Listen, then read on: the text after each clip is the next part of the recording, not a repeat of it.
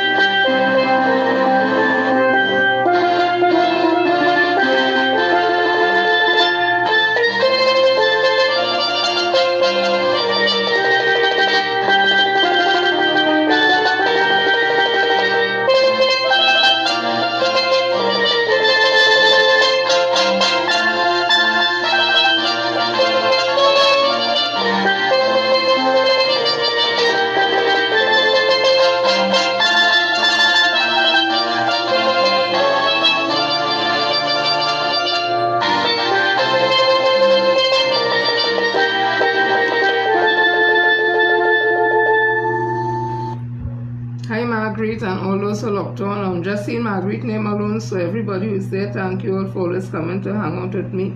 It's a pleasure and I feel always honored. So thank you.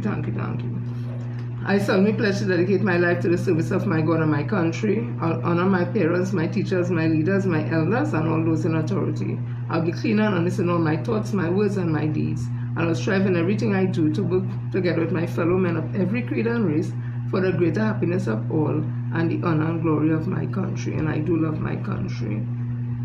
Trinidad and Tobago, as flawed as it is, but nowhere is perfect, just as no man is perfect. So we start one time. So I'm seeing that Otto Bolden, he would have his, let me get it. Just give me a minute. Hi Yvette, hi Emmeline, hi Rena.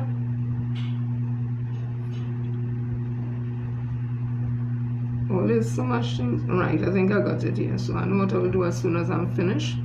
Hi Denise. Hey, Olia. Hi Candace. So Boland's NBC broadcast team wins 13 Emmy Awards. Hello. Trinidad and Tobago's most decorated Olympian, Otto Bolden, continues to make waves not on the tracks but behind the microphone. At the 2025 Sports Emmy Awards held at Lincoln Center in New York City on Tuesday night, Bolden was part of the NBC Universal broadcast team that won 13 Sports Emmy Awards, 10 of which came from their 2024 Paris Olympic Games coverage. Bolden, 52, was also individually nominated for Outstanding Sports Personality in the sports. The whole thing just jumped and I was going good. In the Sport Events Analyst category, making it his second nomination following his first in 2013. He remains the only track and field commentator ever to be nominated in that category. Although he didn't win, his role as NBC lead analyst for athletics was instrumental to the network's overall success. Before becoming a respected broadcaster, Bolden had a legendary track and field career. He won 4 Olympic golds for Trinidad and Tobago, 2 bronze in the 100 and 200 meter at the 1996 Atlanta Games, and a silver in the 100 meter and a bronze in the 200 meter at the 2000 Sydney Olympics. These achievements make him the most successful Olympic athlete in Trinidad and Tobago's history. He also won gold in the 200 meter at the 1997 World Championship at Athens, becoming Trinidad and Tobago's first world champion in track and field. Bolden remains a Commonwealth Game gold medalist as well, winning the 100 meter in 1998 with a game record time of 9.8 seconds and a record that still stands today. So In addition to his medals, Bolan still holds several national records, including the 50 meter, 5.46 seconds, 60 meter, 6.49 seconds, and the 200 meter, 19.77 seconds. So congratulations there to our own Ato Bolan, who continues to make us proud.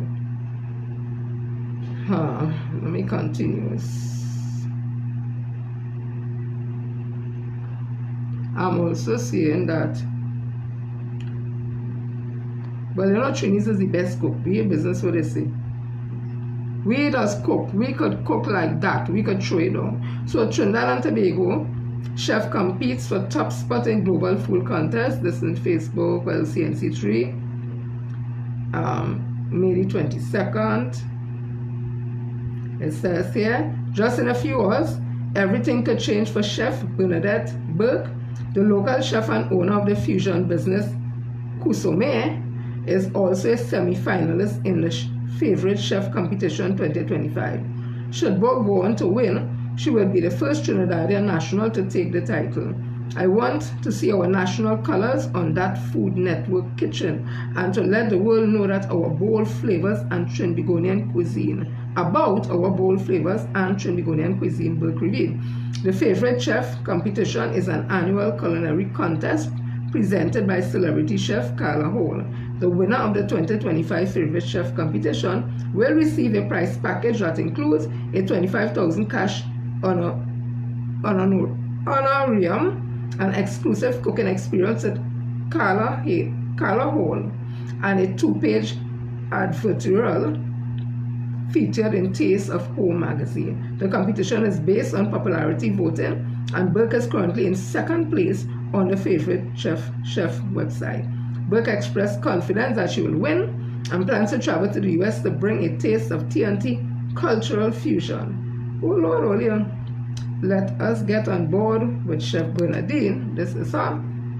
She got to win this thing and let our flag fly. You know, we just do it. We don't mix matters. Trinity will be in everything.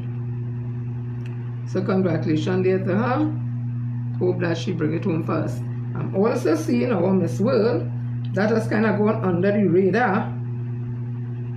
Miss World, Papa, TNT, I see her doing some aerial thing, Papa. You know the thing will just be up in the air on the two kind of curtain. And you wrap around your foot and you open your foot and spin upside down. Home girl was good. So I'm seeing where she is doing well. In fact, I'm just going to play you a little piece of her. We call upon Trinidad and Tobago. And this is Annalise Nanton. After completing her degree, she wants to work as a civil engineer and would like to pursue a master's in building sustainability. And to you, Annalise, we give this question: Telangana women can travel freely and safely at any time of day or night. What message does this send to the world about women's empowerment and safety? Good morning, everyone. My name is Annalise Nanton, and I proudly represent my beautiful island nation of Trinidad and Tobago. I have seen many things since coming to Telangana, but the one thing that has impressed me the most is your commitment to putting progress and the empowerment of women hand in hand. I'm a woman who comes from a background in STEM, so I love statistics and I love correlations. So it is no surprise to me that Telangana is also one of the fastest growing economies in India that also puts women hand in hand. I'm very thankful to live in a world where women are allowed to pursue degrees, women are allowed to be engineers, women are allowed to dress the way that they want to drive cars, and to come from a country where all of that is possible for me. But there are many women around the world who are not afforded the same luxuries and the same opportunities. And I am very thankful to be a part of Miss World in a country and in a state like Telangana, that really empowers and uplifts women and ensures that they are able to make the decisions to live the lives that they want to.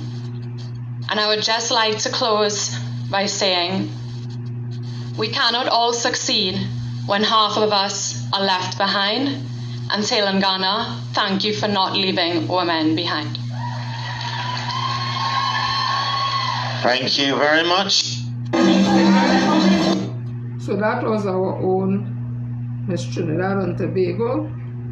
I see they have a second in something, because I'm going to tell you that aerial thing she do, hey, she would have win for me already. And then you listen to how she speak. We just send the best, you know. Trinidad and Tobago just send the best beauties out there, you know. We don't stick, you know. So all the best luck for her.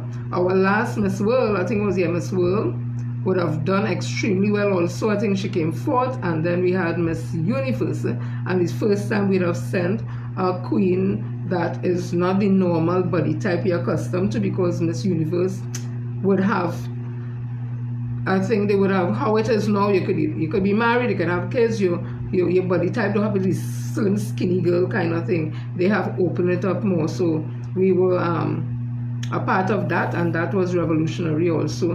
Miss Tongs, that was her name. She went and represented very well also. She would have won one of the Miss Amity, I think it was. So we have always done well in queen shows. We had Giselle Laurent, we had our first Miss Universe Penny, who still looks, she looked like she could go on next competition again. We have our own Wendy Fitzwilliams and so many others. She was our Miss Universe also.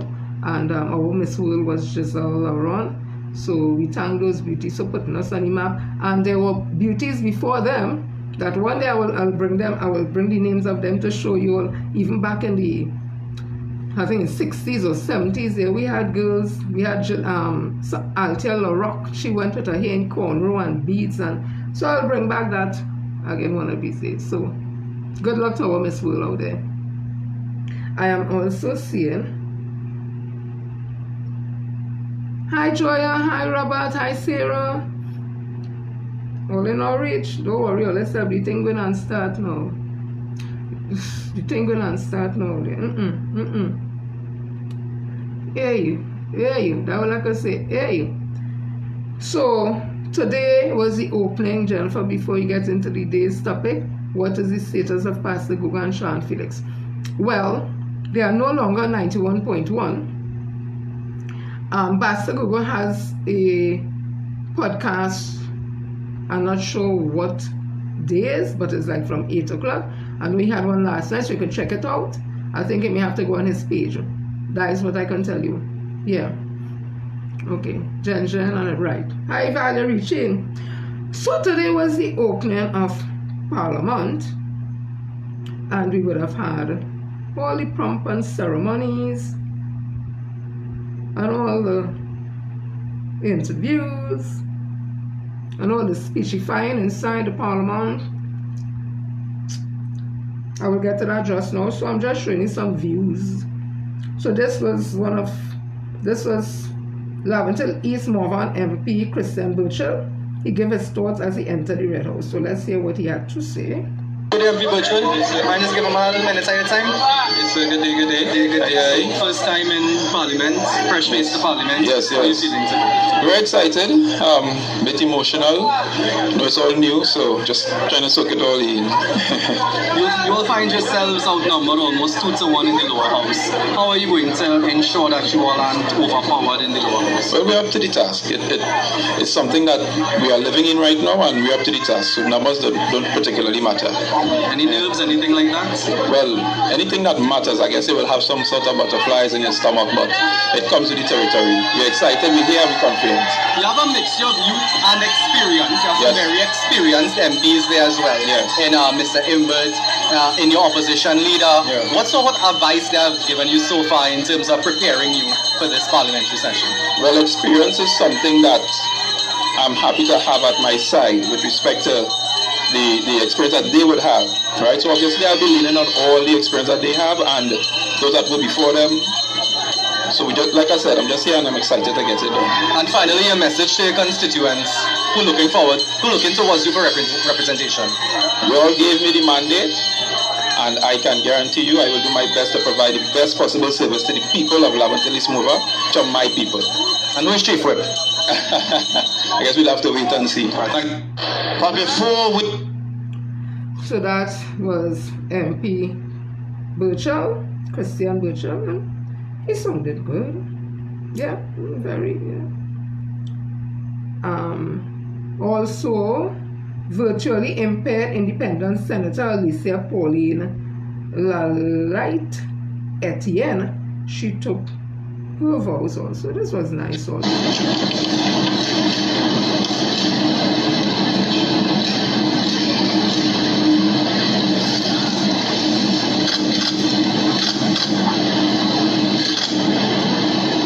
I, Alicia Pauline Lalite Etienne, calling for responsible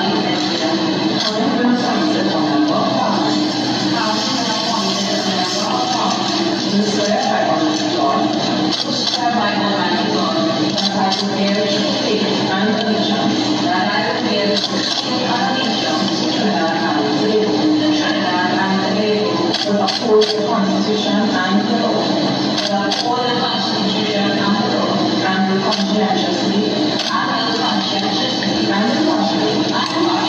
discharge the responsibility to the people of Trinidad and Tobago, upon which I am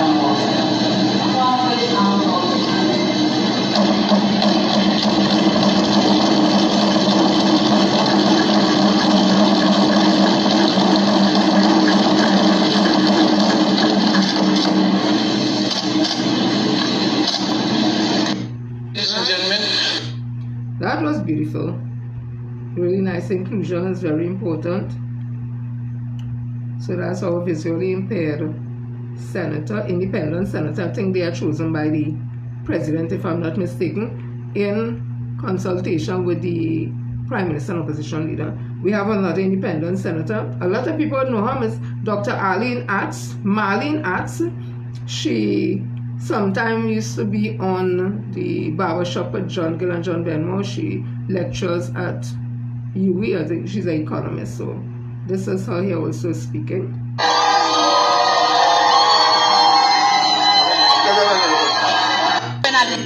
Just a minute. You know these things that's going. Let me see if I can. I know you can't. Messages, so I'm a little swamped with messages. That's when I put up a status that says I will get to the calls.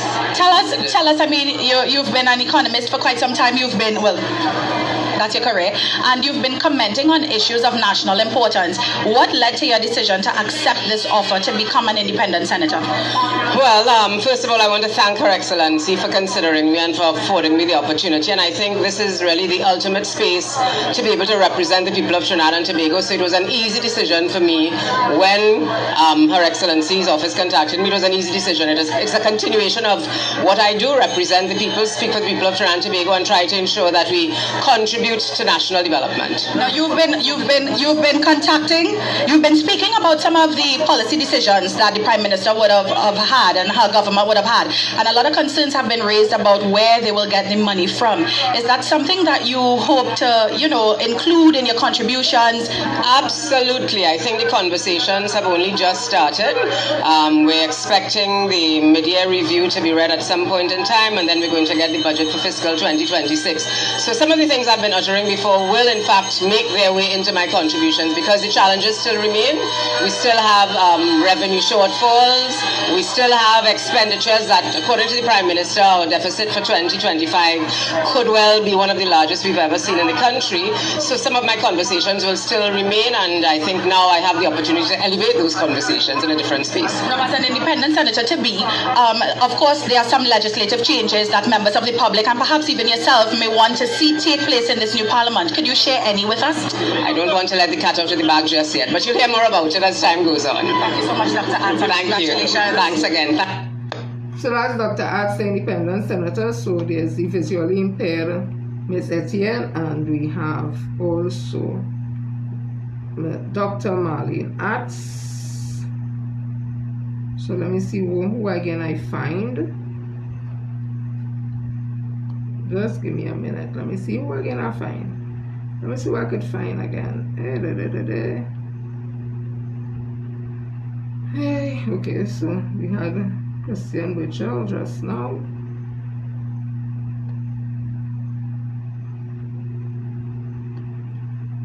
Okay.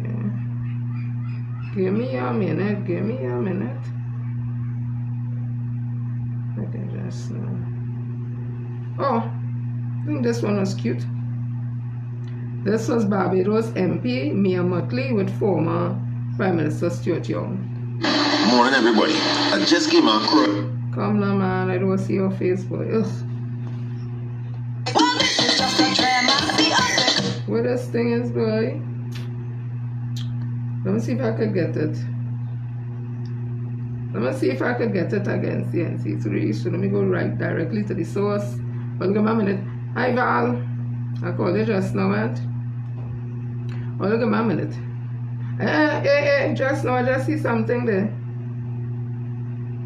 Well, coming back into Parliament is a good thing. What we've experienced is democracy. And that's how democracy goes. You win some, you lose some. Do you feel any pressure being one of only 6 persons in, no, it's not 6, sorry, but one of 13 persons in the House of Representatives? Absolutely not. That's the odds. What do you look forward to most? Because you've been very vocal about Representing the people, continuing to fight for what is right for Trinidad and Tobago, and doing what is necessary for us. Thank you.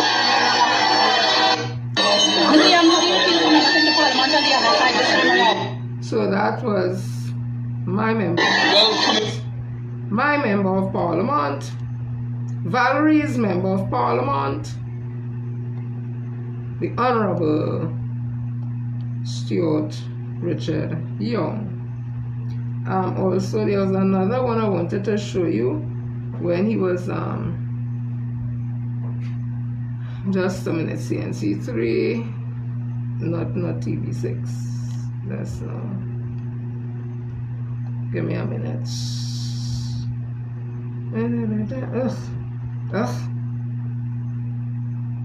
Ugh.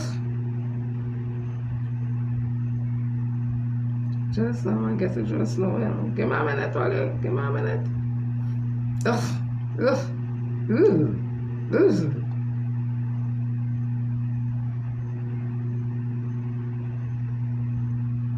Alright, so this was Madam Mottley. It's always useful to mention, and we are seeing, Jason, as you pointed out, that we have in our presence a visiting Prime Minister of Barbados, Mia Mottley, is here, and we're seeing her in the House speaking with former President Carmona and with Prime Minister Kamala Prasad-Bisseso. So it speaks to the importance of CARICOM and regional integration, where prime ministers from other countries visit for occasions such as this. She was quick on the draw after April 28th I think she was perhaps one of the first leaders to issue her congratulations on the conduct of our elections and the assumption to office of Prime Minister Prasad-Bisseso on her own behalf and on behalf of CARICOM as well. Quite a large Caribbean personality. She's the current chair of CARICOM. Right? So that is our greeting, everybody. And my member Palmer got special greetings. But again, Prime Minister Mottley is, I think, the chair of CARICOM. So all those dignitaries would be here as part of diplomacy. It was good to see her. Let me continue. Only give me a minute.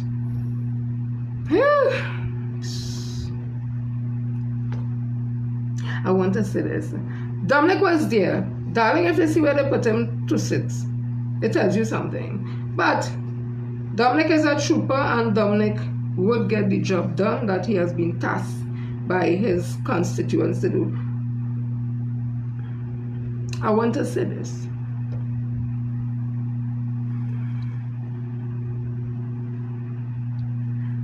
People will say, oh, you're hurt because PNM lost the election. You and see, yes, I'm hurt. And I keep telling you why I'm hurt. I am hurt because it seems that this new trend is nothing to do with morals, ethics, respect. It's all about lust, power. everything out the window, it seems. Imagine the Honorable Barry Pahadarat is the chief whip for the UNC. Imagine the Speaker of the House. Did he not serve some time in jail? Imagine the President of the Senate, Wade Mark, who lied when he was Speaker of the House. He lied to the House. Wade Mark come back. He's a man kind of class president. Is a puppy show in the parliament now? Anything go, anybody go?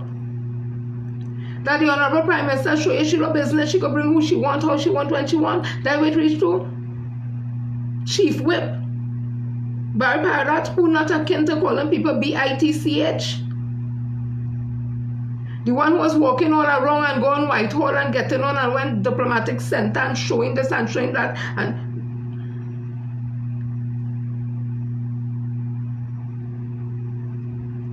on the PNM side, 6 opposition senators were sworn in today. I'm going to be quite honest with all you. I thought I would have seen Mrs. Shamfa Kojo Lewis, but then again, I don't know if they asked and she refused. I don't know. I thought one of the 2 from Tobago. Again, I don't know if they asked and she didn't know. I don't know. It came to my attention that the Tobago Council wasn't consulted. And somebody was asking me why they had to be consulted. And my thing about it is not consulted so much in saying, tell me what to do, but courtesy, common courtesy. That's what I think it is. But then I want to ask a question. I tell you already. I do business what they say, you know. I talking it as I see it. Me not inside the PNM. I talking I see. Because all who eating up thing now, they say they couldn't talk before. And they keep it in, and now all over the place. All over the place, all over the place. Me, I've never been, I want to keep in nothing, especially when it's the right thing. So the opposition senators are Foster Cummins, Phyllis Awawi, Dr. Amy Brown, Mr. Dan Paul, who had acted as the finance minister for a while when Minister Stuart Young was the prime minister, and 2 ladies. 2, let me call the names. Let me call the names. I just don't want to leave it at 2 ladies. Yes. Let me see if I get it here. Right. Melanie Roberts Dagman and Janelle John Bates. Well, I might know who these people are. I don't know who they are at all. I just want to ask something. Is it that the new PNM that you're seeing now, well, they ain't opposing nothing. They don't want no loud talking. So probably don't want a new look where everybody's soft spoken and easy and everybody nice. And we will try to work with you and we.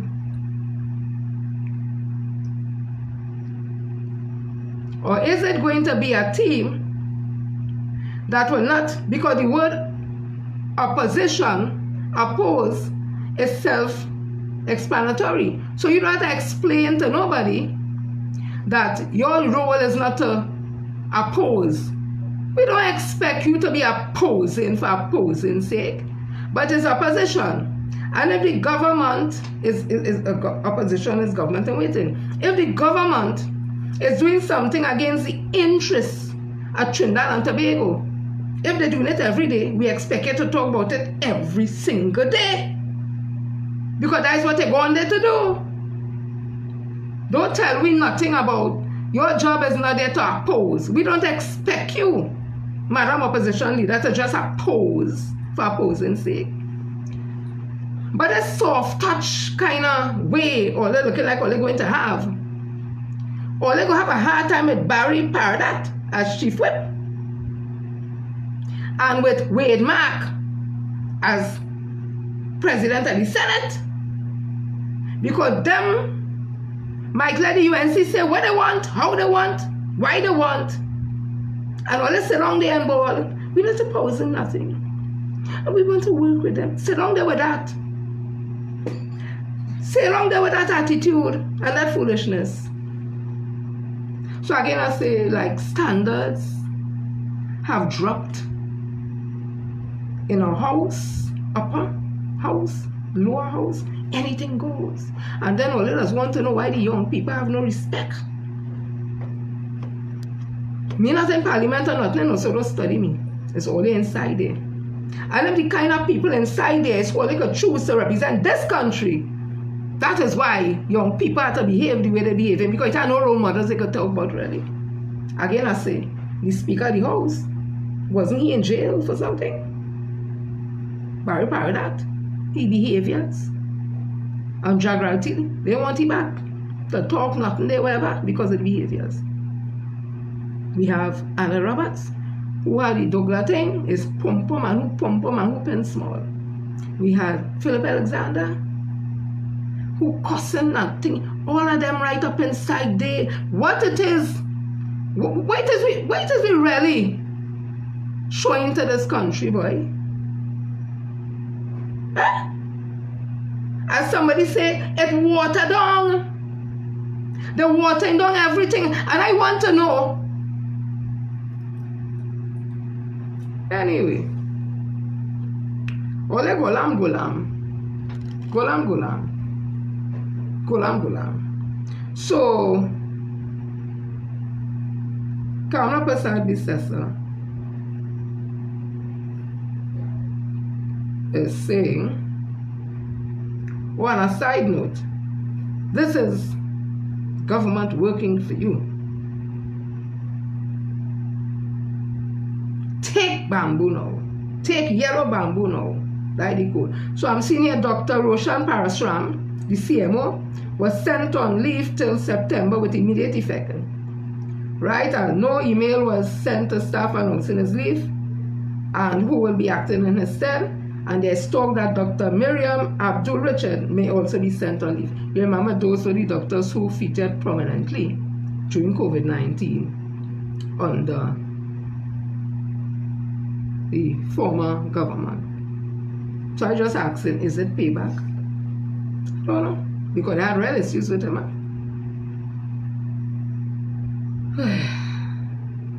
But all they stay home. All they did stay home. Because they want to teach people lesson. Well, they want to teach people lesson. So, there's a tit for something between Shireen, I don't know why it's not my channel. A part of bounce up, so probably they didn't log me in. So you're here with me. That is important. So this was in Loop News, May the 19th. UWI South Campus to begin operations from August 2025. Academic programming will commence at UWI South Campus from August 2025. The management of the UWI St. Augustine campus made the announcement in a media release on Monday. The campus will be the home of the newly launched Global School of Medicine, GSM, leveraging the world-ranked reputation of the UWI and especially the UWI Faculty of Medicine, FMS, is expected to serve primarily international students pursuing the Doctor of Medicine, MD program. This will bring in much needed foreign exchange to the country, the UWI said. Applications are open for the new program. The South Campus will also host several other traditional programs from various faculties, including Faculty of Science and Technology, the Faculty of Food and Agriculture, the Faculty of Humanities and Education, and FMS in blended formats. A rental agreement has been signed allowing the UWI Roytech School, already based in the South, to share the premises and upscale its offerings. A full sophisticated IT network has been established at the South Campus, complete with state-of-the-art smart classes. The campus is also the home of the UWI STA Mexico-funded Geospatial Observatory. One hall of residence has been completed. The GSM, together with the Couva training facility linked to the Couva Hospital, is part of an initiative to develop a South-Central North medical artery of services, creating a specialized hub of excellence in medicine, innovation, and medical research. This will not only elevate the levels of medical care in that part of the country, but it will fulfill another key strategic focus at the current St. Augustine campus administration, inclusively and widen access. In the last year, under the UWI on the MOVE project, the campus has been brought to rural areas such as Moruga, Blanchisseuse, and Labre. Important efforts to better serve Tobago have also been included to strengthen the partnership to ensure that Tobagonian students and communities are more fully integrated into the UWI experience. Professor Rosemary Bell Antoine, Pro-Vice Chancellor and Campus Principal, said, the UWI St. Augustine campus is excited to work with the government of Trinidad and Tobago as a key development partner in the shared goals of strengthening the education, skill-based and research imperatives of the country, maximizing the capacity of the South Campus to ensure that the country's productive resources are put to optimal use in an important facet of these laudable goals, right?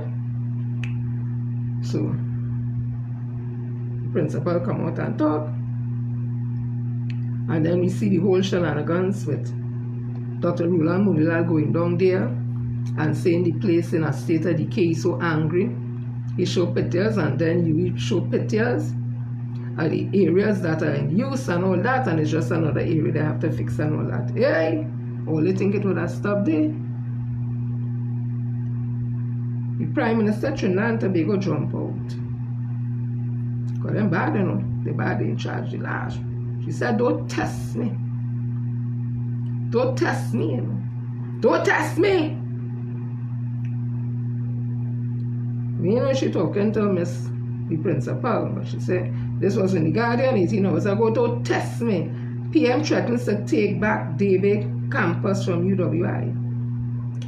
The University of the West Indies David campus will house what the government says the University of the West Indies David campus will house what the government says it will house, and university administration will have no say in that.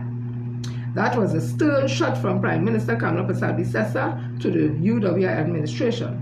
Don't test me. If I have to do it, and we have to do it, I'll take back the campus and put it under government control to make sure we complete it, Persad-Bissessar said at yesterday's post-cabinet media conference at Cabildo House, Port of Spain. Right? The PM was commenting on the developing face-off between the government, her government, and UWI management regarding the Davie campus and her UNC-led partnership government that her government built during 2010-15, and it cost $500 million plus. That's what she said, right? The principal has since said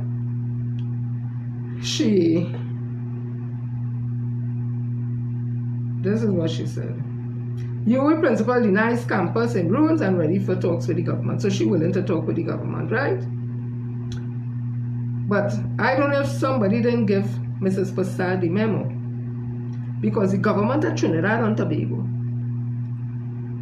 does not own the University of the West Indies. The University of the West Indies is a regional university serving the English-speaking territories of the Caribbean. It is an independent institution with campuses in several countries, including Jamaica, Barbados, and Trinidad and Tobago. The governments of the respective countries where UWI campuses are located, including Trinidad and Tobago, provide financial support to the university. However, the University of the West Indies is not owned by any single government. So I don't know if somebody did not give Mrs. Persad-Bissessar, the Prime Minister, the memo she can't take back the UE campus. UE is allowed to run the show how they want. The government provides some money, they raise some others, but no government in it.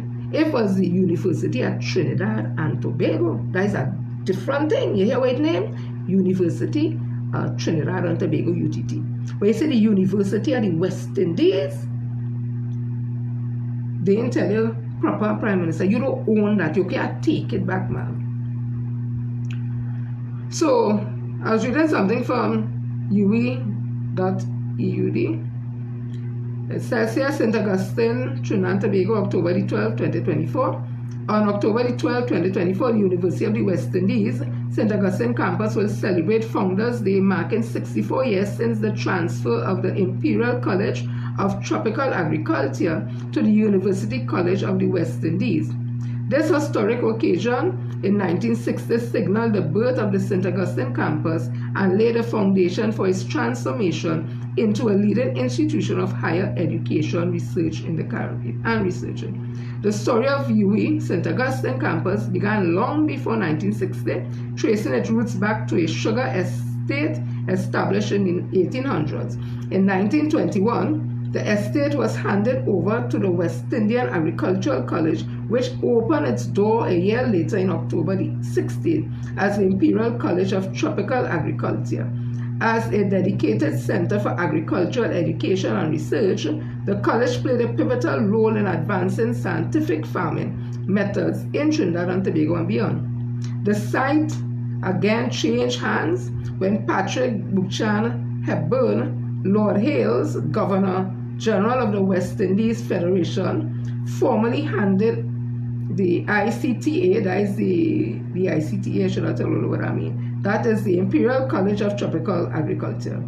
So when he handed it over to the WCWI during a historic ceremony at Queen's Hall in Port of Spain, this transfer was a defining moment that set the course for the UWI St. Augustine campus to expand beyond agriculture, offering diverse disciplines while continuing its tradition of research excellence. Today, the 5 university campuses across the region, the Faculty of Food and Agriculture, can now be found only at St. Augustine campus.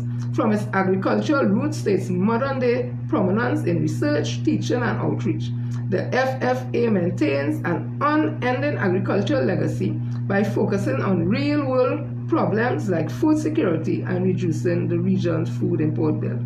From a modest cohort of 67 students in 1960, the University of St. Augustine, University of the West Indies St. Augustine, has expanded significantly to serve thousands of students today across hundreds of unique programs. While ingrained in its early agricultural force, the campus has branched out to include faculties of engineering, law, medical science, humanities, and education, sports, science and technology, and social sciences. As part of the Caribbean leading universities, the campus possesses a large pool of Caribbean intellect and expertise committed to confronting the critical issues of our region and the wider world. University of the West Indies has been consistently ranked amongst the best in the world by most reputable ranking agencies. Times Higher Education, since the UWI 2018 debut, the THE ranking, that is the higher education, Times Higher Education. It has performed well in multiple schemes, among them including World University Ranking, Golden Age University Rankings between 50 and 80 years old, Latin America Rankings, and the Impact Rankings for its response to the world's biggest concerns, up to now means not no government, outlined in the 17th United Nations Sustainable Development Goals, including good health and well-being, gender equality, and climate action. Our evolution from the West Indian Agricultural College to the UWI STA has been nothing short of extraordinary, driven by a commitment to excellence and the spirit of innovation. The seeds planted with the opening of the ICTA continue to bear fruit, symbolizing our dedication to building a brighter future for the region of the earth. I needed to read this so you understand. No way I talk about no government, right? So Prime Minister Kamala Pasabi says, sir, you go and take it back from them. You go and take back baby. You go take back baby. Let me continue.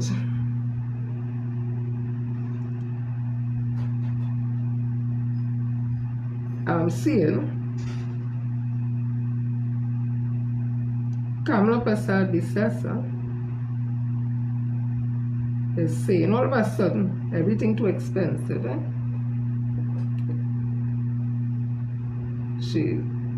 But you stop the TTRA, demerit points, every avenue to collect taxes you stop. We intend to stop. So this is 20 hours ago, Guardian. Prime Minister 500 million bill for private security too high. Prime Minister Kamala Prasad Bissessa says government is spending 500 million, another $500 million there on contract security services. She said, I am not here speaking of the Trinidad and Tobago Police Service. I'm not speaking about the Army or any of the protective services. This contracted security services. She said the country is in a bad way with crime, but even so the levels of spending was excessive. We are spending $500 million paying private businesses to provide security, Prasad Bissessa said. This cost is too high. She pointed to the Ministry of Education as the largest user of these services, accounting for nearly $200 million. So the Tobago House of Assembly spends about $80 million, Judiciary about $70 million, and the Ministry of National Security provides approximately $30 million. While she did not name the contractors, Prasad Bissessa said her administration was actively reviewing the contracts to identify potential savings and increase transparency. Again, we must know who these people are. Again, we cannot hide behind privacy defenses because you are spending public money. 280 auxiliary fire officers to address staffing gap. At the same briefing, Minister of Homeland Security Roger Alexander announced the Cabinet had approved the permanent absorption of 280 auxiliary fire officers into the Trinidad and Tobago Fire Service.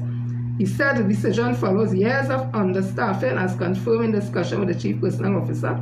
And for the last number of years, the Trinidad and Tobago Police Service has been understaffed, Alexander said, adding that the shortage currently stands at 420 officers. The absorbed officers have been assisting since November 2018 when Petrotrin closure no longer required emergency fire coverage in key areas. Alexander stressed the move comes at no added cost to the state. And I don't understand why he would say it comes at no added cost. Because if you're adding 250 auxiliary fire officers now into the permanent staff, it means that they will be getting the same type of remuneration and stuff like the full staff now, because auxiliary is auxiliary. And if you absorb them into the full thing here now, they're going to get what the quote-unquote ordinary fire officer does get. So there must be some cost, right? That is one, too. I'm happy for the officers who are absorbed into auxiliary. Happy for them because they'll get permanent jobs. I'm asking, where is the government? I hope that when the month comes for salary, that you don't hear that these auxiliary officers' name on a different pay sheet, and that the regular fire officers get salary before them, and them waiting trying to get salary. I hope it works out for them, but congratulations. Mrs. Prasad Bissessa spoke, or the Prime Minister spoke about security too high. I know in those ministries is MTS security. Before you used to see a lot of security firm, but now it's basically MTS. So is it that they're going to send home MTS workers? But not only that, if you don't have that type of security in the offices and all that, who are you going to put? They're going to put police officers who are already stretched in? I'm just asking. So all these populist things that, in my opinion, that the Prime Minister is talking about, it sounds good to people, but oh my God, yes. But you have to look at the long run, you have to look at all the intricacies, you have to look at what that means when you say things like that, right? But all they say, all they like, yellow is the call, and when UNC win, everybody wins. So take bamboo now. Let me continue. Take bamboo. She's also saying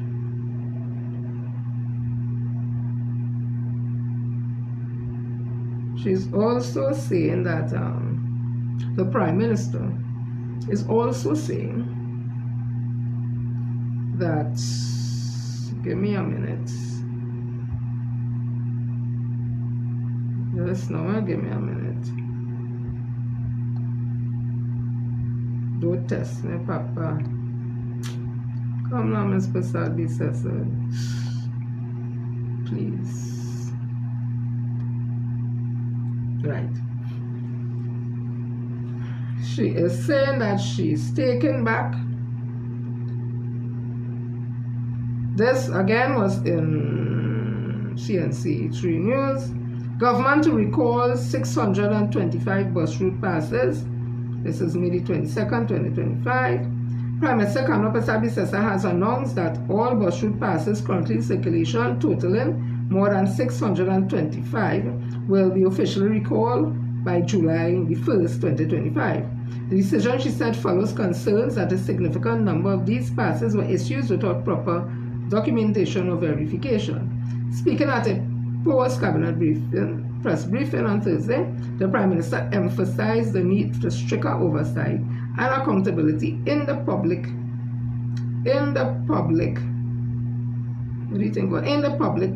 transport system, particularly in relation to bus route permission. Persons in possession of bus route passes will be required to reapply and submit all relevant qualification and supporting documents to be reconsidered for route access. The move is part of a broader government initiative aimed at cleaning up the transportation sector, ensuring only qualified operators are granted access to designated routes. I hope that when they do issue back bus route passes, that is about 50. I don't want to hear is 500 and 600 again. It should be about 150 or that. I clean it up. So we wait to see, because again, in my opinion, all these things are populist moves. They want to be friendly. You want the people to say, oh my God, yes, they love us, and behind the scene, well, they get tired. So I'm also seeing that, yesterday, the president had also sworn 2 more ministers. It just gets... Listen, let the comedy show come on, yes? So how much ministers now? 100? And the list gets bigger and it keeps getting bigger and it keeps getting bigger.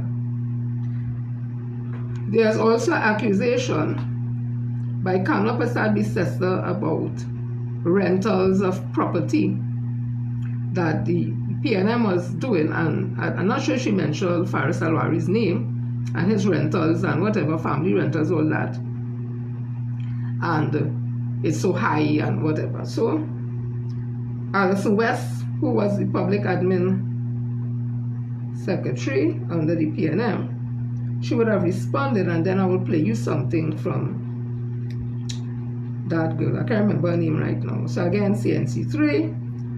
West denies ghost rentals, says reform save 6 million monthly. But the thing I remember is that under Kamla Persaud-Bissessar and them in 2010-15, they left all the government campuses building that was built by the People's National Movement to house all government offices so that they will cut down on rental. It was left open, and they continue to rent from the same 1%. I remember that distinctly. There was even a building being rent in Bataria that it wasn't using for millions of dollars.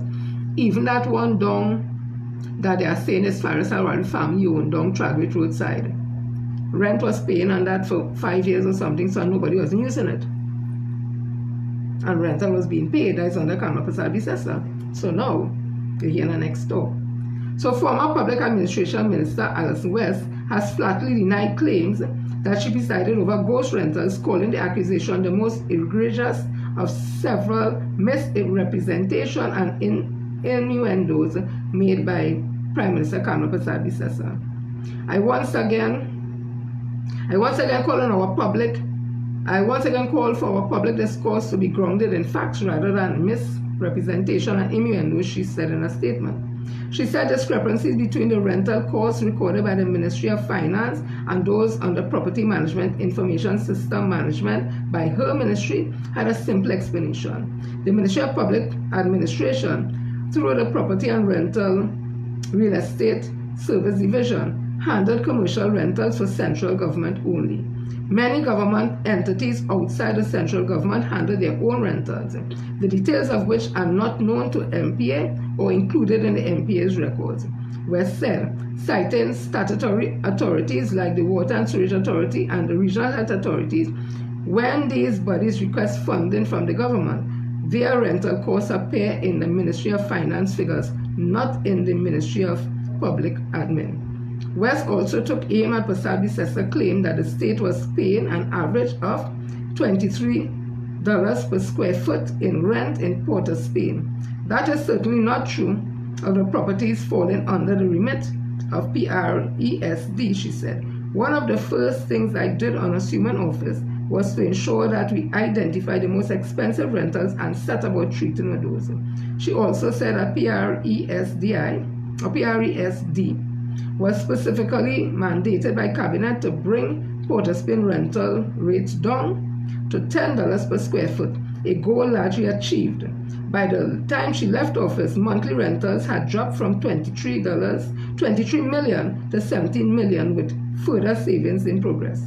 These included acquiring the TSTT Laventille property to house police officers and save $1 million monthly, consolidating services in Point Fortin at the Heritage Administration Center, and transferring the Prime Minister Tobago office from a private to a state-owned building. Plans were also underway for a centralized government record facility and shared tribunal center to reduce property footprints and costs. West acknowledged that maintenance remained a weakness in the public sector, but said rentals agreements clearly define responsibilities, and PRESD worked to ensure landlords upheld their obligations. She also pushed back on the narrative that the Rowley administration had no vision for decentralization. While not relocating ministries from the capital, she said their focus was to bring services closer to the people through digital transformation and the creation of full-service administrative centers across the country. So that was Alison West Day. And I will say something. People could like it, they ain't could like it, they could lump it. That is where the social media officer and the public relations officer of the PNM fall down on the work. Ms. West shouldn't have to be coming to tell me them. That thing should have been in the public that we know happening. So the SMO, social media officer who people went and vote for, Kwesi Robinson, fall down on the job. The PRO, the public relations officer, the PNM, who was Faris Alwari, fall down on the job. Them wasn't doing nothing to highlight what is government doing. If by chance you see it from the ministry, Ms. West talk, or somebody talk, that's how you go see it. But in terms of on social media, nothing. So all this thing here, we now hearing this and now seeing that. So that's why people are say PNM never do nothing, and PNM do this and PNM do that. Because you know why? The things that the PNM do to help the citizens of this country, to improve their life, to cut costs, to do this, do that, they wasn't getting no information. But they went and slate and get voted to be SMO. But put out big, they ain't going back up for position. Even if you go back up, nobody ain't going to vote for you because you ain't doing nothing for the executive of the PNM or the PNM party. Let me continue. They want to like me, you know. I like me.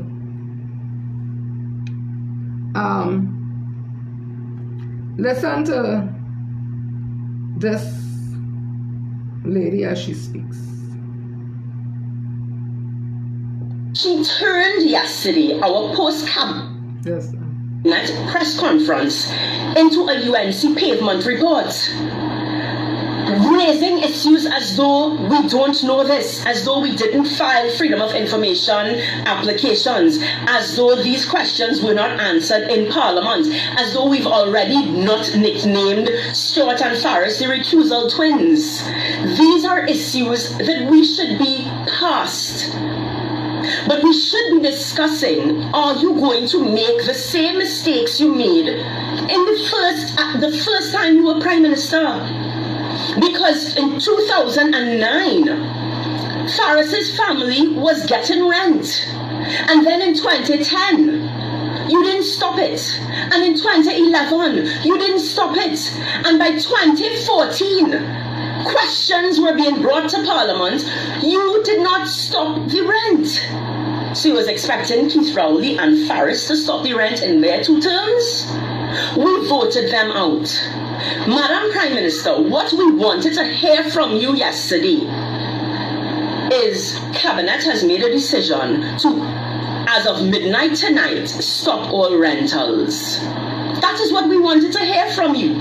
You have your Minister of Sport and Youth Development halting the contracts of this one and halting the program for this youth development and halting all over the place because, you know, he's unearthing a lot of what he thinks might be corruption and whatever. So he's put an immediate stop to it. That's the kind of language we want to hear from you, because One Alexandra Place has been in the news since you were first Prime Minister, and you didn't stop it then, and it appears that you have no interest in stopping it now. You have been in opposition for 10 years. You have lawyers, you have resources at your disposal. So this assessment and assessment and assessment, every time the media asks you a question, your response was, we are still assessing. You had Freedom of Information applications. That was your form of assessment while in opposition, so that you would have a plan to hit the ground running. You know exactly which buildings are being rented. You know exactly which buildings are not occupied. So on the first day that you took office, had you really been working at home? I'm at home. You can work at home. Guess what? I'm not missing in action. People know where I am. People are seeing me. People can hear from me. I'm at home. In 2025, you can sign a cabinet note, sign an authorization, sign something from home, immediately ending all rent. You said it was month to month. So it's been month to month since 2009? From 2010 to 2015, you didn't do anything about it? What we want is definitive action from you. This is not the UNC pavement report. You started bad and then you ended bad, because then you talk about $135 million. Well, don't get me started. You must be the only Prime Minister on the face of this earth that upset that the administration before collected money on your behalf that you can use. Again, your lawyers, you should be saying, if it is that you don't already know, because I believe that you know exactly where the $135 million went. We have an Auditor General's report. We have something called audits. So we should be hearing from you, not again. You're behaving like you're on a UNC pavement report. Tell us where the money went. Tell us where the money went. You are in charge. You can order an audit to be done immediately. You can implement a task force to say, we want to get to the bottom of the $3 billion. We want to get to the bottom of the $135 million. But that is not what you're really trying to do. You're not really trying to solve problems, because that would be work. And we know you're not interested in doing that. So instead, you guys have continued this propaganda that you started, or Kurt Megu said it. He said it, and he tried to make it sound better, because he said, well, the propaganda must be based on facts. Well, let's talk facts. The Farris rent that you keep talking about has been there since 2009, and your government in 2010 continued to pay for empty buildings owned by Farris family. Why are we in 2025 and you still bringing it up? In 2009, for those who were closing their fridge, in 2009, Faris was getting paid, or his family was getting paid for empty buildings in 2009. And in 2010, when Kamala became Prime Minister for the first time, she continued to pay him for empty buildings. This is not new. We are now in 2025, and Kamala's still talking about it and still assessing the situation. Trinidad and Tobago. But I have to say that some 75%, 71% of this population did not vote for you, because they do see through you. They do see that it is just Mama Guy. But we need to do more, because there is this revolving door of PNM and then UNC, and UNC going on fail 3 weeks, and you're already seeing that. I mean, I gave kudos to your first cabinet meeting, your press conference, but by the third one, you can't even keep it up. So the country is going to get fed up of you very soon. And then we go, bring back PNM? We need a sustainable option, Trinidad and Tobago, for true governance, for proper governance. And you know what? That starts with each and every citizen understanding their responsibility to pay attention, understanding their civic responsibility to keep governments to account, regardless of who it is. Black, yellow, blue, white, it don't matter. Whoever it is, we have a responsibility to pay attention, to be up, to be awake, pay attention, and to say, this is making sense, and then call it out.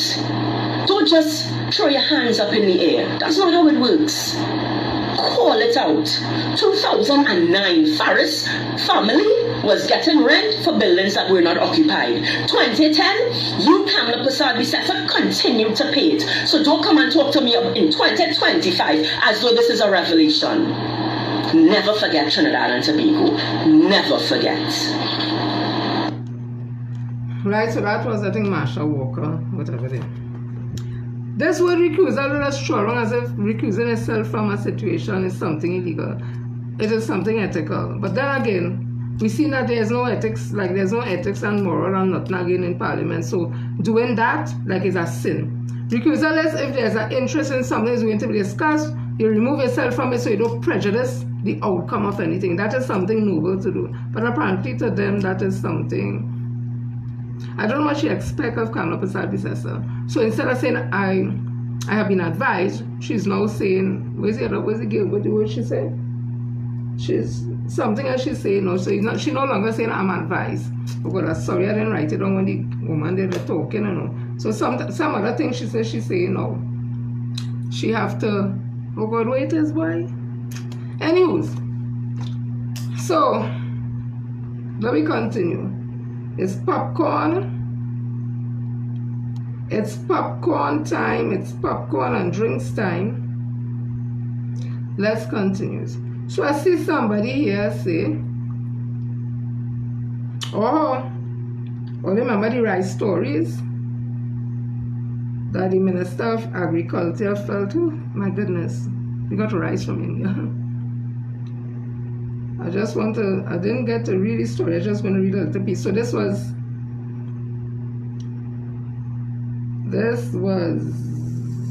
the 20, well, what's the date now? Anyway, it was in the Guardian. It was in the Guardian, and it's here. Just a minute, give me a minute. Hi, Diamond! Hey! Diamond, I'm sure it's not me you're talking about, and Diamond. So the government of India has donated 19,000 kilograms of rice and 12,500 liters of edible oil to Trinidad and Tobago. The supplies were formally handed over by Indian High Commissioner Dr. Pradeep Raj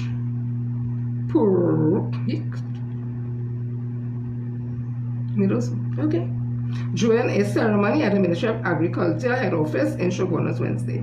Minister of Agriculture, Land and Fisheries Ravi Raturan received the donations on behalf of the government of TNT. The supplies will be distributed to needy families across the country. The donation was facilitated through the Haryana State Corporation Supply and Marketing Federation Limited, one of India's largest corporation organization. Minister Raturan praised the contribution as more than a humanitarian gesture, calling it a reflection of the enduring strength of India's cooperation, institution, and their willingness to support global partners in time of need. I wonder if the minister knows this is not something new or unusual. Does he think it's because as he became Minister of Agriculture that the Indian government has said, oh my God, now that there is an Indian government, we need to collaborate with them? Is it that we're thinking? Because India and Trinidad and Tobago have a rich history from since back in the days of the late great father of the nation, Eric Eustace William, just like China. Yeah? So it's nothing new. But it's nice. It's nice news. It's good news. But it's nothing new. So what I really want to show you, you was talking about again rice and some special grain rice and all kind of thing, right? As if this is something this country was never involved in. And let me show you this. Let me show you this.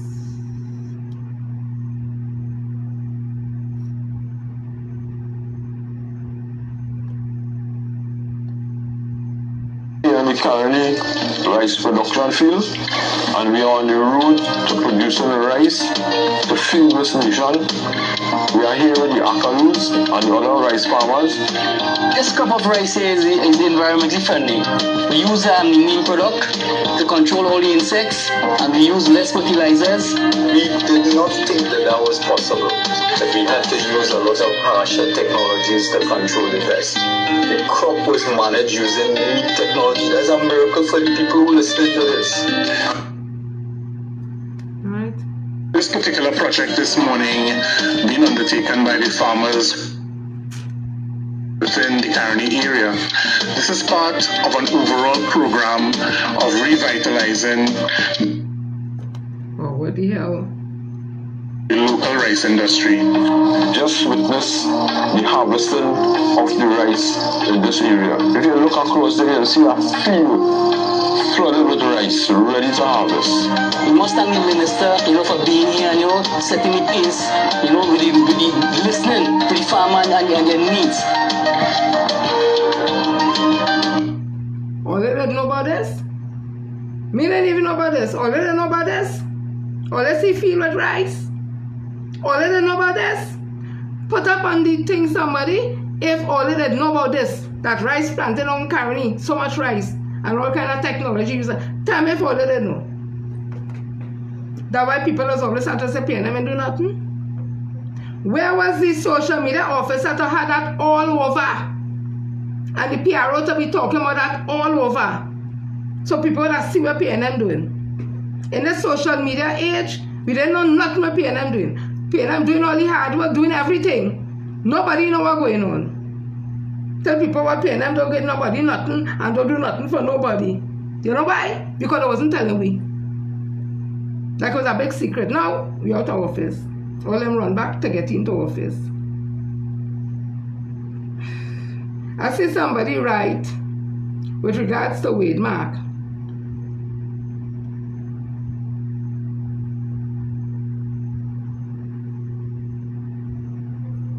In the Trinidad Express, that was 14 hours ago. Attorney Jagdio Singh is expected to be nominated by the government for the position of Speaker of the House of Representatives during today's ceremonial opening of Parliament, so that was done. And former House Speaker Wade Mark, who served as minority leader in the Senate in the last Parliament, returns to the upper house as Senate President. As a result of his new role, Mark will act as President of the Republic in the absence of the substantive office holder, Christine Kangaroo. Both will be elected at the first sitting of the House and the Senate today. So that happened.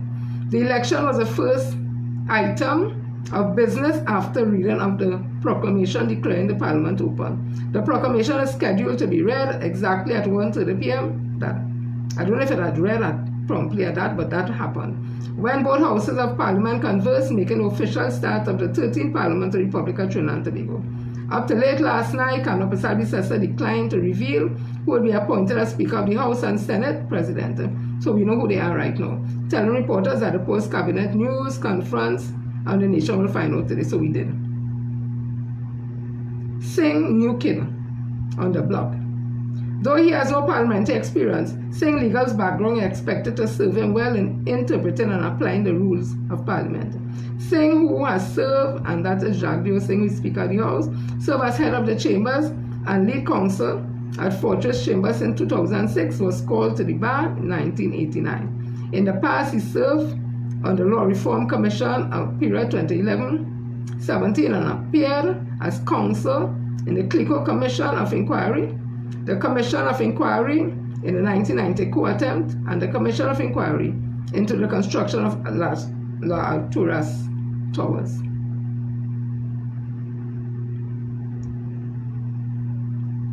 Nothing about no case, so probably it's not the same Jagdeo. But I will find out some just now.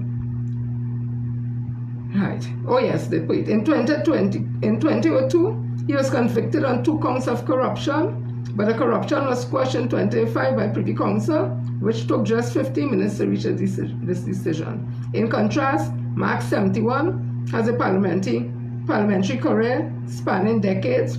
He was a key spokesman to the then UNC opposition bench in 2015-2025. Now, if I said the man served time in jail, I may have been totally incorrect, because I'm seeing here they said he was convicted on 2 counts of corruption, but the conviction was squashed in 2005 by the Privy Council, which took just 50 minutes to reach a decision. Right?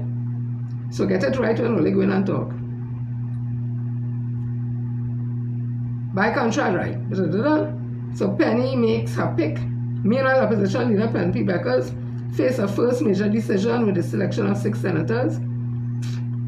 It is understood that former ministers Faris Alwari, Dr. Amory Brown, and Foster Cummins, all of whom have previously served at various times as members of Parliament, both in the Senate and the House, will now return to the Senate. Alwari and Cummins recently lost their seats, San Fernando West and Hocketa Talparo, respectively, in last month's general election. On the independent bench, there will be significant changes in the entire bench, with the exception of 2 senators.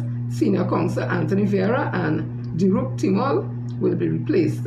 Amongst the 7 new faces will be Dr. Marlene Atz, a development economist who has served as lecturer at UWI and also head of the Department of Economics and Deputy Dean of the Faculty of Social Sciences. So we also have Michael Simon, Victor de la Bastide, Candace Jones-Simmons, Francis S. Lewis, Dr. Desiree Murray, Courtney Arthur McNish, and Alicia Pauline Lilith Etienne. That's the visually impaired. So those are the 7 independent senators. Right? So let me see this thing with Jagdeo Singh, just to make sure. Which part I have it going? Somebody had sent it to me, you know. Somebody sent it to me.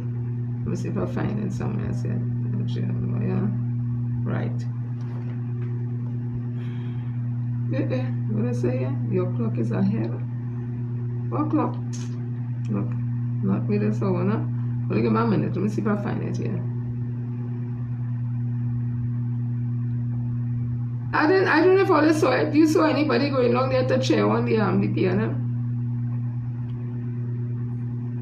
Just asking.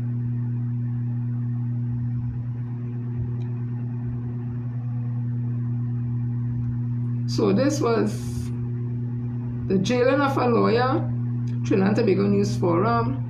This was the 1996 one, 2005.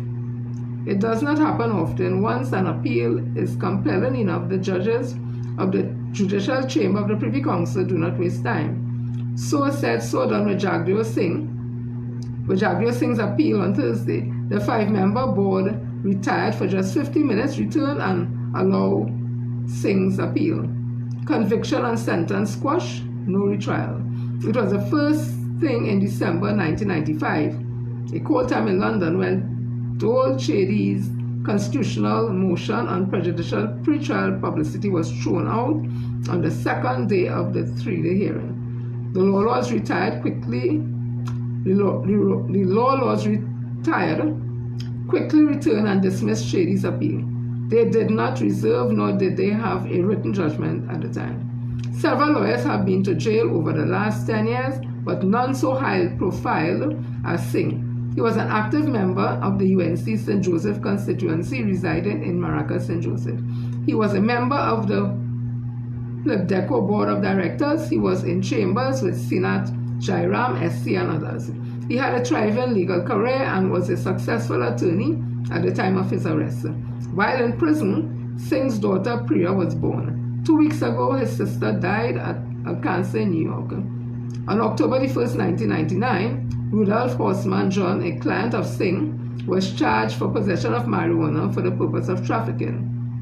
On October 2nd, Sharian Bazdio, John's common law wife, approached Singh and asked him to represent her husband in the matter. Singh agreed and fixed his fee at $50,000. Singh had previously represented John at a preliminary inquiry into another case, and John was committed to stand trial at the assizes.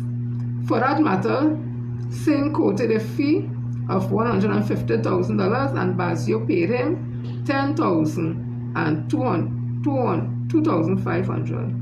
On October 11th, Singh went to the chambers of Magistrate Deborah Thomas Felix, the magistrate before whom John would appear that day on trafficking charge, and asked if his client could be granted bail. She told him that since his client had several charges pending, unless circumstances changed, he would have to seek bail before a judge in chamber. Singh replied that he would take his chances at the magistrate court. Bail was denied. On November 1st, Singh appeared before the same magistrate. He represented the 3 accused in the matter but made no application for bail of his own client. Bail was granted to the 2 other accused. On November 11th, Singh met Bazio at the magistrate court at Nipdek House. He told her that in order for her husband to be granted bail, she will have to pay $40,000 as an inducement to Deborah Felix to grant bail, and for the court prosecutor Sergeant Claudette Bino to offer no objection to the bail. Singh made repeated requests of Bazio for the money. On November 18th, Derek, what was his name? Pignat, the man with the 4 names, whose wife was on friendly terms with Bazio, visited Thomas Felix at her home and spoke with her. The magistrate then contacted Senior Superintendent Wellington Virgil of the Fraud Squad. The following day, Singh appeared at the door of the magistrate's chamber. He asked her not to fix bail because he had not received his fees. She asked, "You have not received your fees?" He replied, "No." She said, "No problem." Virgil arranged a sting operation involving WPC, Lystra, Bridgelal, and Bazio.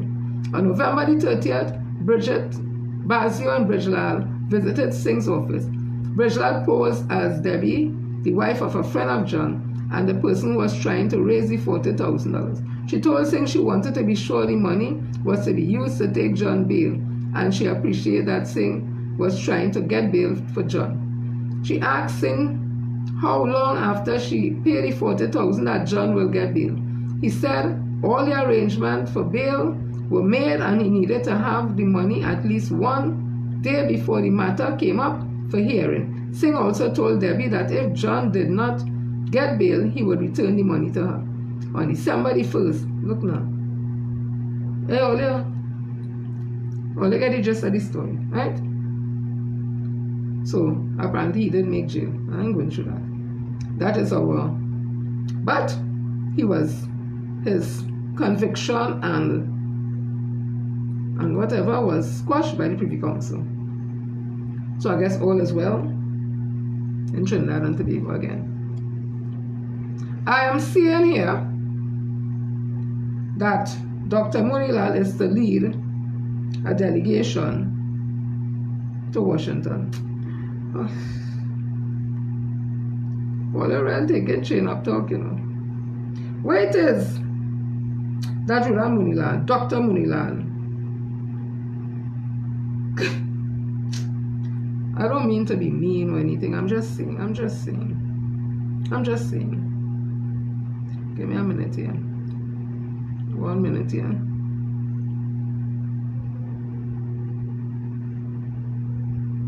So he's going to lead a team to go to Washington. They're still talking about Guyana and talking about, let me see it here quick. I want to deal with something here quick before I finish.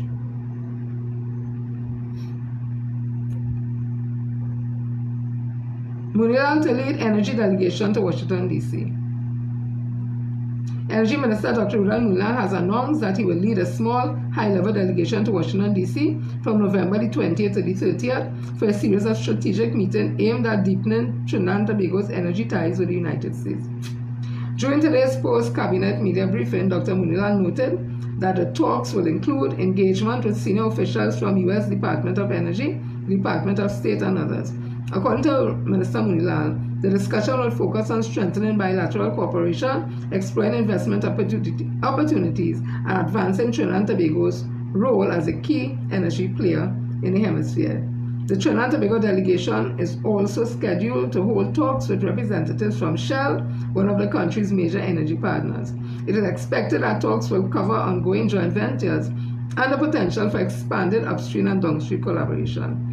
In a related development, the government of Guyana has informed Trinidad and Tobago that its energy officials are seeking to partner with their counterpart in Port of Spain to revive a joint working group focused on energy cooperation. The move signals renewed regional efforts to foster strategic energy partnership. The Washington visit will mark the first official U.S. trip by Minister Muniral in his current portfolio, underscoring the administration's commitment to high-level diplomacy in advancing national energy. All they could buy Mama Guy, that's all their business. All them talks and talks and talks is just talks. Because to move it from talks to practicality, you have to have real money. And then you have to have seismic research and this and that and that and that and that, and then you have to build the equipment in order to drill, and then you have to see whether or not whatever guys are getting is sustainable, commercially sustainable. Them things don't happen now. I tell you that already. That was all 10 years later. So all them talk and talk and talk, all they get up with them talk. Them talk can reach nowhere. If it does, hooray, hurrah, they ain't reaching nowhere. And all the downstream talk and downstream talk, Minister Energy, Minister Siochung, them tell you about that already. We know about them thing they, so that mama gives them talk. All the good way, yes? So, let me tell you something quickly. I want to read this for you.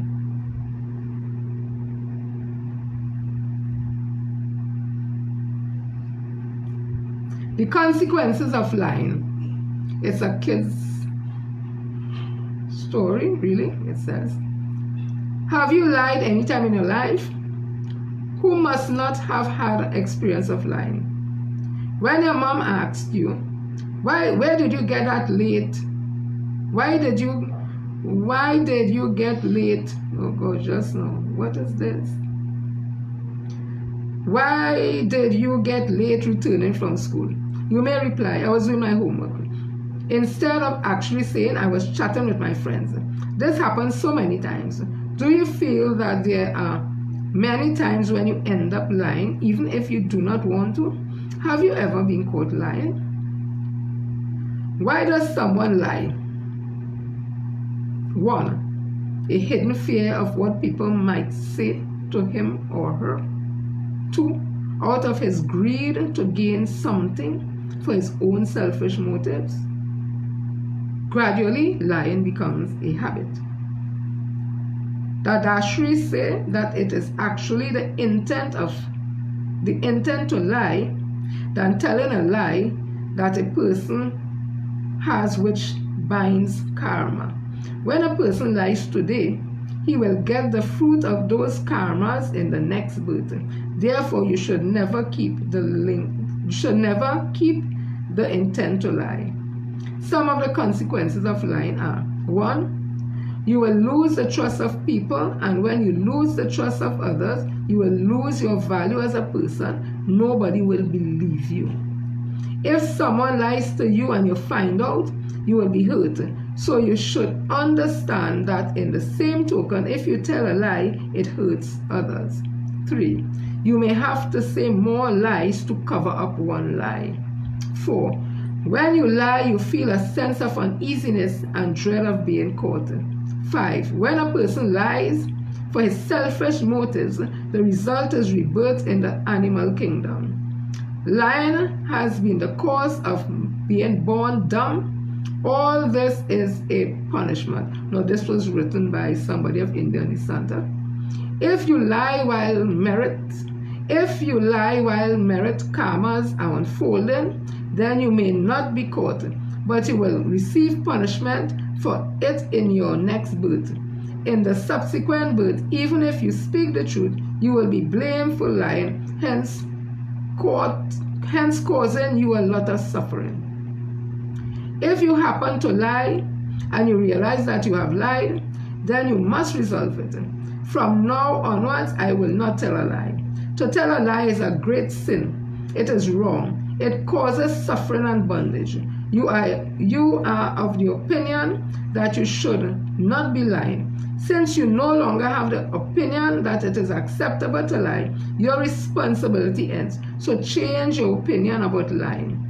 In addition, as soon as you realize that you have lied, you must immediately ask for forgiveness from Dada. Dada, I don't want to lie and yet I did. Please forgive me. Bestow on me much strength that I say that I may never lie. A person who has got into that habit of lying should also get into the habit of asking for forgiveness at the same time. Then he will not be held responsible. Therefore, ask for forgiveness in your mind as many times as you happen to lie. That is one perspective there, Papa. Listen to this. Because remember, not everybody ascribes to that. Give me a minute. Give me a minute. Give me a minute. Give me a minute. Oh gosh. It are some people that just lie as if it's the truth they're telling. And they do it so effortlessly. Yeah?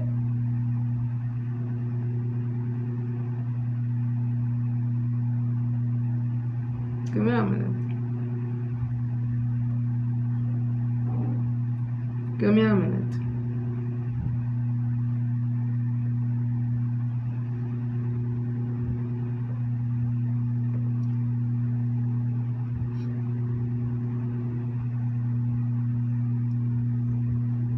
So the 9th commandment, you shall not bear false witness. I wonder if there are some people now in spaces on social media, in parliament, some of them even today, if they understand that. Truth has been kicked down by professors of philosophy and dishonest politicians and choir reformed by liberal preachers, and now judgment and equity cannot get through. What is the 9th commandment? Exodus 20:16, you shall not bear false witness against your neighbor, the father of lies. Who is the father of lies? Satan himself. The very word devil means slanderer. So when you're lying and you're telling lies, you're a slanderer. Your name? Satan. The father of lies criticizes. And what does it mean to be a false witness? There are many ways to break the 9 commandments. Rumors. You shall not criticize a false report. A rumor monger is a child of the father of lies. Perjury. Do not put your hand with the wicked to be an unrighteous witness. It does not matter what people think. You do not bear false testimony. One day you will stand trial in God's courtroom. There, the one who set the murderer free will be condemned for murder, and the one who accused the innocent will suffer the penalty the innocent suffered. Flattery. A lying tongue hates those who are crushed by it, and a flattering mouth works ruins. All of them, oh God, nice lady, nice.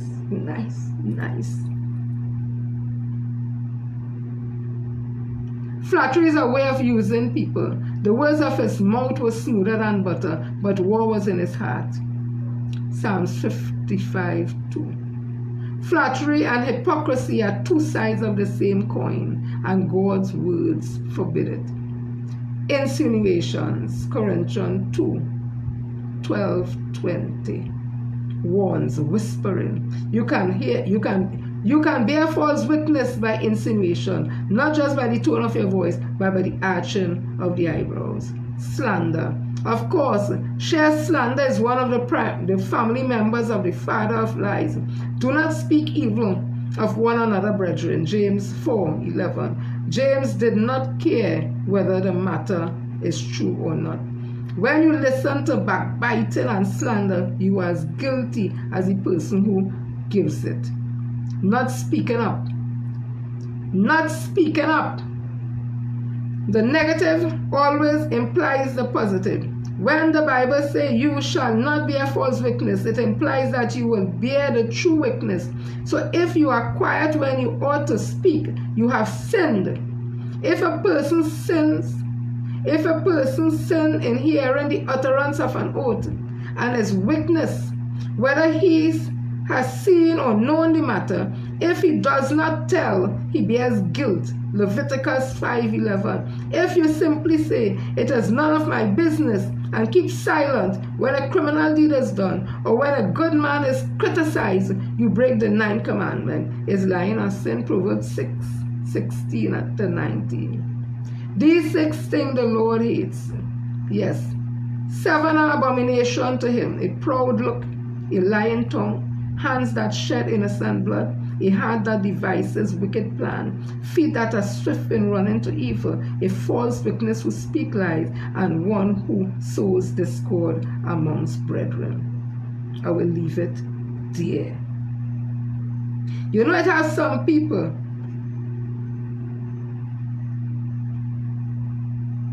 and this saying will go to them: the nearer to the church and farther from God. Is a proverb that suggests that outward religious displays, like attending church regularly, don't necessarily equate to a genuine or strong connection with God. True devotion is believed to come from personal reflection, actions, and a deeper spiritual connection, rather than solely physical proximity to a place of worship. Faith. The saying highlights the potential of hypocrisy, where individuals may appear devout through outward rituals, but lack genuine faith or moral integrity. It emphasizes that God is more concerned with a person's character, action, and spiritual growth than with attendance at religious services. The proverb expresses skepticism towards those who prioritize outward displays of piety over genuine faith and spiritual practice. It suggests that true connection with God comes from individual reflection, prayers, and personal action that aligns with one's beliefs rather than simply being in a church building. The saying is often used to question the sincerity of those who are outwardly religious but whose action contradicts their faith.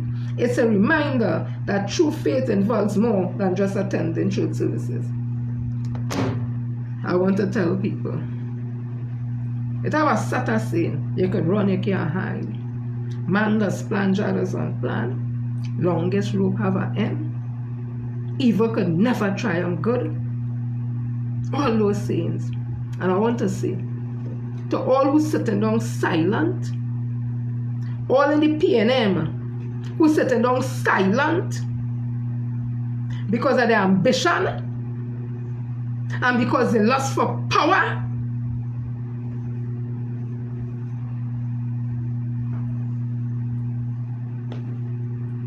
you want me to say it again?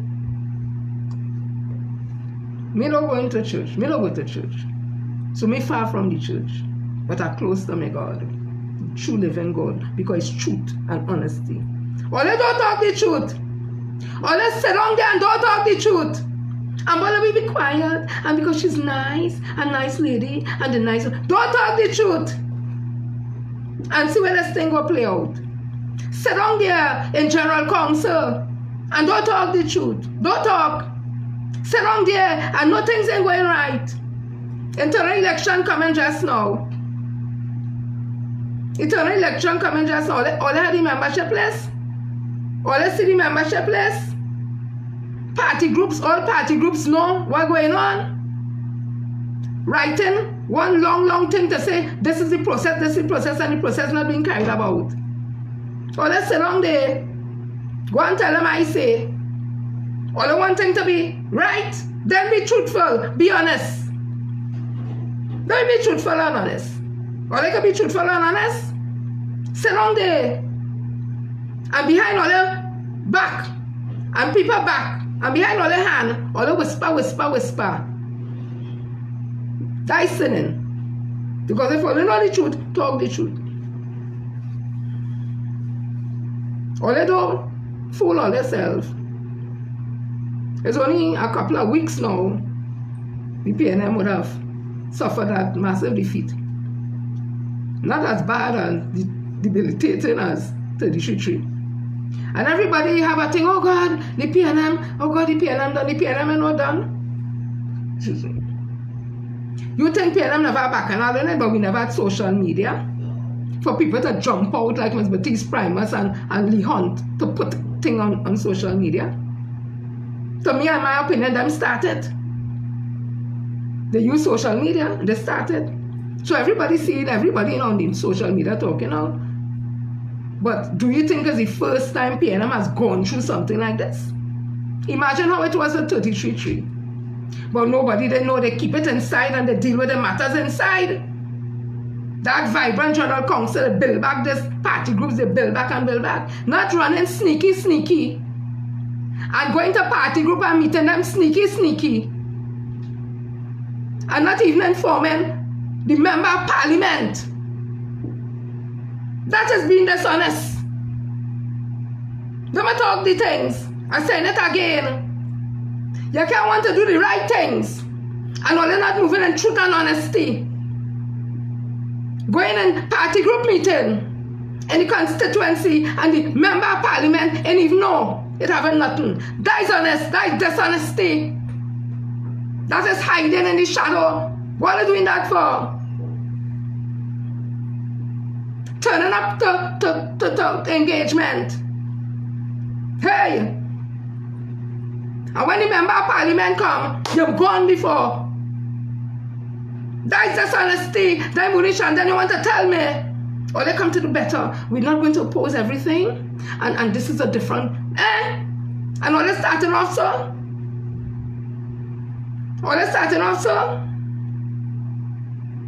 Holding a caucus was supposed to have 13. And just have 7. That is starting in honesty and truth. But they don't say nothing. Or they say quiet. Or they sinning. Don't say nothing because you know what? We don't want to say nothing. Because you know, Dr. Rowley was thinking, and now she's not, and she's calm, and yeah, that go get all this somewhere. Do everything in truth and honesty. Do everything in truth and honesty, and people will see you, people will believe. Because from the time you start to lie, you lose trust. From the time you start to do things underhand and unethical. And all who want to eat a food. And don't say nothing because I eating something. All they ain't doing nobody, nothing, but all they sell. All they children to come and with generation to come. Because all they eating nice. So they don't care if everything go to hell in a basket. Eh?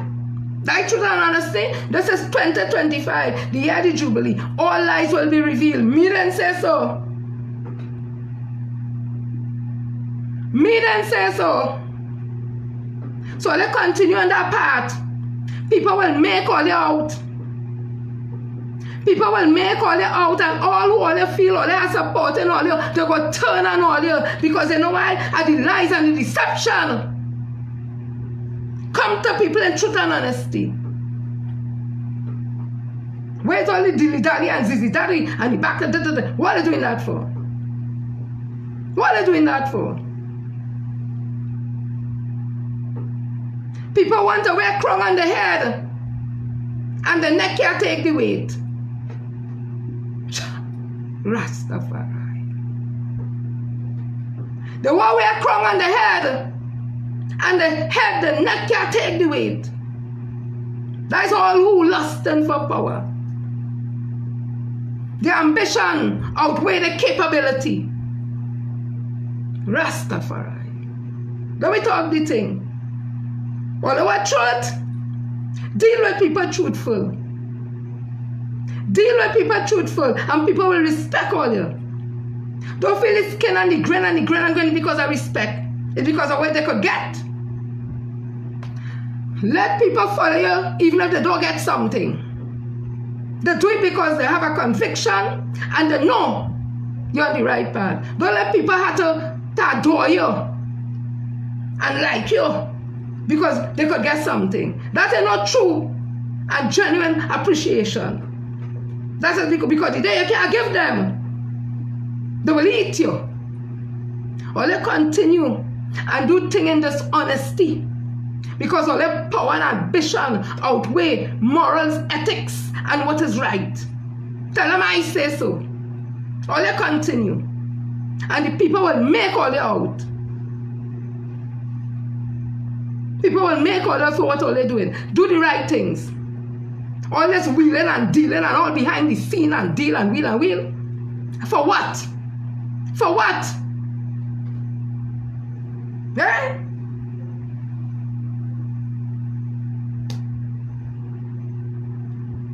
People, today is Friday. Today is Friday. The end of the week again. You all have a safe weekend. Let me see all who here. Ona, Helen, Joel, Alicia, Joanne, Gail, Diane, Natalie, Andrew, Elizabeth, Rosemary, Brenda, Bernadine, Ruthven, Alana, Errol, Scotty, Dwight York. I hope it's the coach, even if it isn't. Dwight York. Beverly, Lystra, Michael, Athila,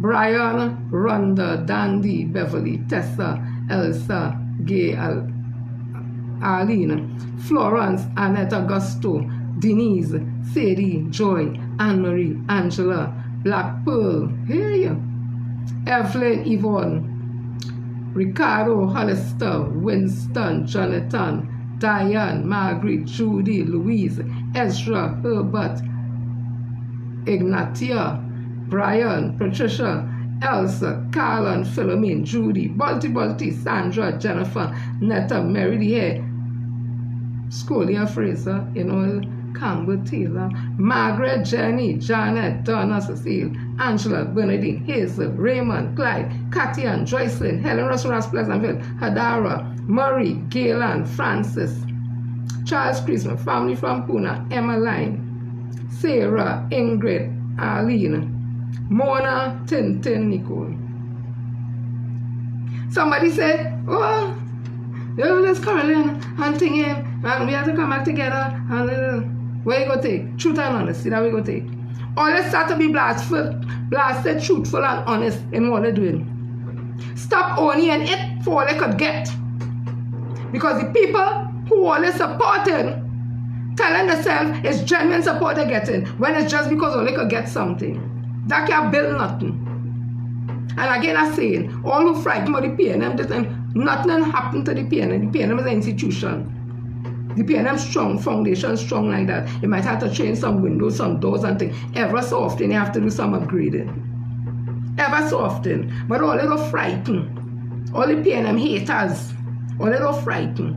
And all the PNMs, don't frighten about that. But all they have to be truthful. Start to talk. General Counsel do all the work. All they come in just like the General Counsel PSA. All they remind me of the General Counsel PSA. Do all the work. How we can have internal election and people know the list and how the list and who holding the list and the list and the how we can start to have it. That remind me of PSA election. That remind me of that. So sit down there and only be witness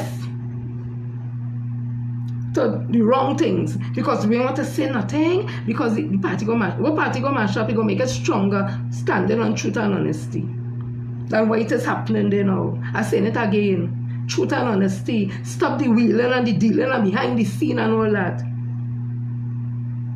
I see PNM in Ting today. And the opposition leaders speak on it.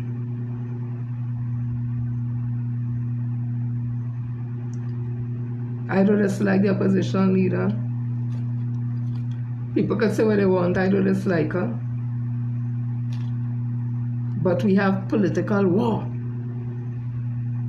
We have political war with our UNC who does do what they want, how they want, when they want.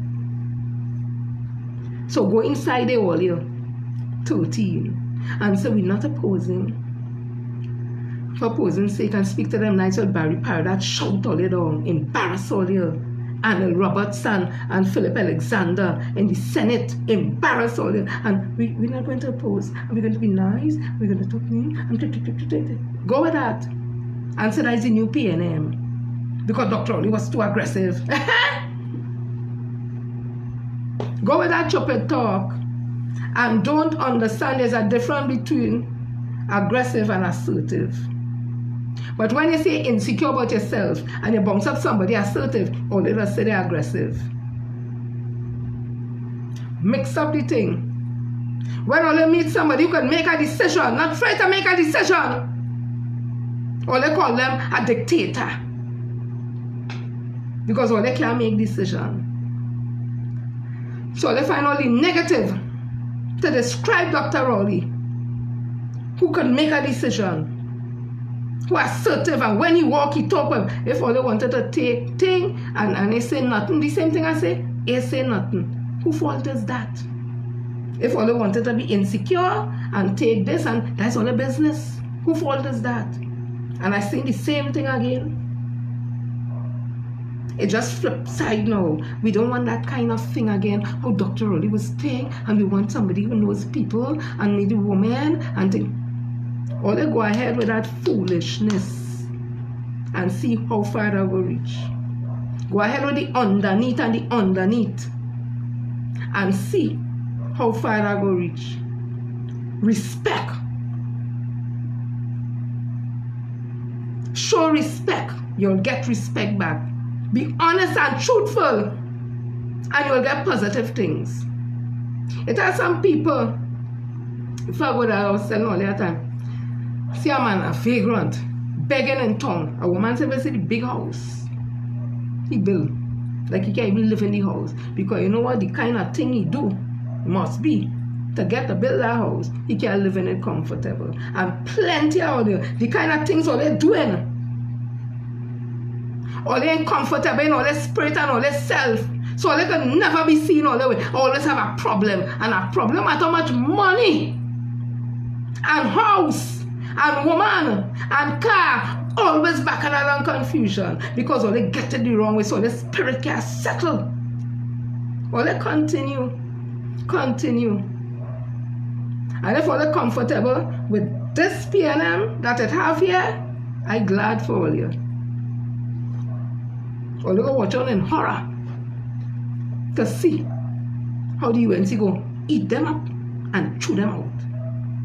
Because why? They see, in my opinion, you hear people talking about it. They see a weak opposition leader, not me say so. All they don't hear what I say, go and say I say. I don't have a problem. And I don't dislike the opposition leader. This is criticism but constructive. They see her as weak. And the conversation is, the UNC see she as weak, an easy walkover, so they're very happy with her in Parliament. She's no threat to them at all. And she started off telling me, the Prime Minister, she teach her and teach in school, and they didn't have to tell you all them things. And they're not going to oppose or opposing sick. That send the wrong signal to a lot of people. So, People's National Movement, all they keep General Council and confront and all the women's leagues and the party groups, all they keep lying to all themselves. Keep lying to all themselves and don't say nothing. Keep quiet again. Keep quiet and next time again. Only go see how far I go reach. People have a blessed weekend. Love you all. See you all on Monday. God's gonna come with something fresh, something new. This legal Jen, Sister Jenny, Auntie Jenny. If you want to get formulas, Miss Jennifer Frederick, another edition, let me talk the thing. People best village this week. Find out where it is. Go out and support the local culture. And go out and support the children. The children are out there. They're practicing. They want to showcase their talent. They love it. They're in it. The culture isn't there. The art isn't there because the young people keeping it alive. Yeah? And we have to be respectful and role models so that them same young people could follow us. And what you're seeing in Parliament there, everything that get falling apart, but there's always hope. Prayer without faith is dead. So while all are praying, do the work. All is not lost, it just seems so. The grass is always a green on the other side until they get across. And them who doing all the wrong things look at they're prospering until they find out all the background and realize, oh God, it's all that going on with them. I just see and she driving the nice car, they have the big house, and don't get tired with them things. Yeah? All the PNM people do the right thing. Stand up and talk the truth, talk honesty, not backing along confusion. Talk truth. And don't be afraid who it offend once it's the truth. Because the truth has to be spoken. But let's sit down there and behind all them. All them know that is what they're saying about the opposition leader. But people pushing she, in my opinion, because they feel they could get something, they could manipulate she. That is my opinion. So everybody willing to go down. Hey! All them who don't like it, sip and blow their hot tea and drink it cold. This is truth, and you'll get the truth. I'm perfect. But I don't practice the lie. I don't practice deceiving nobody. I don't do those things. But I'm not perfect. And I might stumble a little bit, but I ain't gonna fall. You know why? Because Jano, the Almighty Father and my ancestors, all those who walked before them, ancient one, mother, father, they know that I stand on principle at the end of the day. PNM people get back all their principle. Start back to talk the truth. Start back to be a force to be reckoned with. Women's League, General Council, conference. Get back all the cohinas and stand in defense of all the children and the generation to come. Because when all they fail, or if all they fail, they will never forgive all you. Or they will be recorded in annals of history and having let down the generations by leaving them defenseless politically. Because all they know, the only party that's bring good governance to this country, stability to this country, is the People's National Movement. So if all they fail to be honest and truthful and stand for principle, we could end up in real problems, and all they will be recorded in history of being the ones who would have created situations to come if all of us stand up and do the right thing. All have a blessed one. I go and see all them Monday Gospel. Love you all.